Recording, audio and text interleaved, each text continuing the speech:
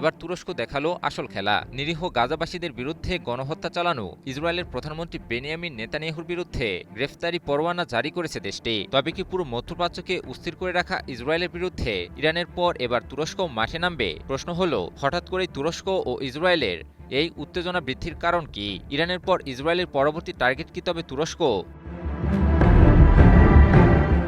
সম্প্রতি যুদ্ধবিধ্বস্ত গাজাবাসীদের ত্রাণ সরবরাহের জন্য গ্লোবাল সুমুদ ফ্লোটিলা বহরের কর্মীদের সঙ্গে সংশ্লিষ্ট একটি ঘটনায় গণহত্যা ও মানবতা বিরোধী অপরাধের অভিযোগে এই গ্রেপ্তারি পরোয়ানা জারি করেছে তুরস্ক। পাকিস্তানের গণমাধ্যম সামা টিভি এক প্রতিবেদনে জানিয়েছে এ খবর।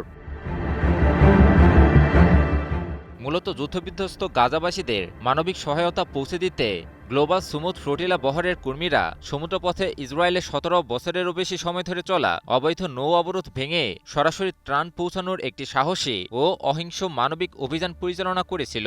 তবে গ্লোবাল সুমুদ ফ্লোটিলা বহরের কর্মীদের উপর কথিত সশস্ত্র অভিযান এবং পরে ফ্লোটিলায় অংশ নেওয়া কর্মীদের আটক করার ঘটনাকে কেন্দ্র করে মামলাটি করে তুরস্ক।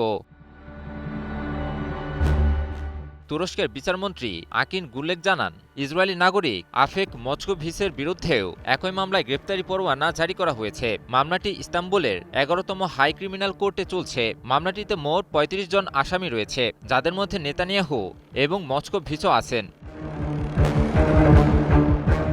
তুরস্কের তদন্তে ফ্লোটিলাটি জব্দ করা এবং গাজায় মানবিক সহায়তা পৌঁছে দেওয়ার চেষ্টা করা কর্মীদের আটকের বিষয়টি অন্তর্ভুক্ত করা হয়েছে। পাশাপাশি মামলাটিতে গণহত্যা ও মানবতা বিরোধী অপরাধের পাশাপাশি গুরুতরভাবে স্বাধীনতা হরণ, ইচ্ছাকৃতভাবে আহত করা, নির্যাতন, সম্পদের ক্ষতিসাধন, গুরুতর ধরনের ছিনতাই এবং পরিবহনযান ছিনতাইয়ের মতো অভিযোগও আনা হয়েছে। তবে প্রশ্ন হলো, হঠাৎ করেই ইসরায়েলের বিরুদ্ধে তুরস্কের এই পদক্ষেপের কারণ কি? সম্প্রতি সিরিয়ার উত্তর পশ্চিমাঞ্চলের আবু আল দুহর বিমান ঘাঁটিতে হামলা চালায় ইসরায়েল। বিমান ঘাঁটিটির রানওয়ে এবং সামরিক সরঞ্জাম রাখার বিভিন্ন স্থাপনাকে লক্ষ্য করে ভয়াবহ বিমান হামলা চালায় দখলদার রাষ্ট্রটি। ইসরায়েলের অভিযোগ, সিরিয়ার ওই বিমান ঘাঁটিটিতে সেনা মোতায়েনের প্রস্তুতি নিচ্ছিল তুরস্ক।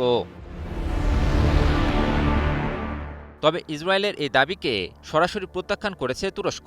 তুরস্কের দাবি, ওই বিমান ঘাঁটিটিতে সেনা মোতায়েন কিংবা সামরিক ঘাঁটি স্থাপনের কোনো পরিকল্পনা তাদের ছিল না। পাশাপাশি সিরিয়ায় ইসরায়েলের ধারাবাহিক হামলাকে বেপরোয়া আখ্যা দিয়ে তা দ্রুত বন্ধের আহ্বান জানায় তুরস্ক।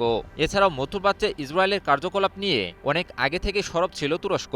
এবার তারই ধারাবাহিকতার অংশ হিসেবে নেতানিয়াহুর বিরুদ্ধে গ্রেফতারি পরোয়ানা জারি করল মুসলিম বিশ্বের প্রভাবশালী দেশটি। এদিকে তুরস্কের সংবাদ মাধ্যম আনাদুলু এজেন্সি এক প্রতিবেদনে জানিয়েছে, ইসরায়েলি নিরাপত্তা কর্মকর্তারা তুরস্কের সাথে ইসরায়েলের সাম্প্রতিক উত্তেজনা বৃদ্ধিকে অপ্রয়োজনীয় আখ্যা দিয়ে দেশটির প্রধানমন্ত্রী বেনিয়ামিন নেতানিয়াহু এবং প্রতিরক্ষামন্ত্রী ইসরায়েল কাৎজকে সতর্ক করে দিয়েছেন। ফলে মধ্যপ্রাচ্যে চলমান অস্থির পরিস্থিতির মাঝেই তুরস্ক ও ইসরায়েলের উত্তেজনা বৃদ্ধি নিয়ে নতুন করে উদ্বেগের কথা জানিয়েছেন বিশ্লেষকেরা। ইমন আলী, নিউজ 24।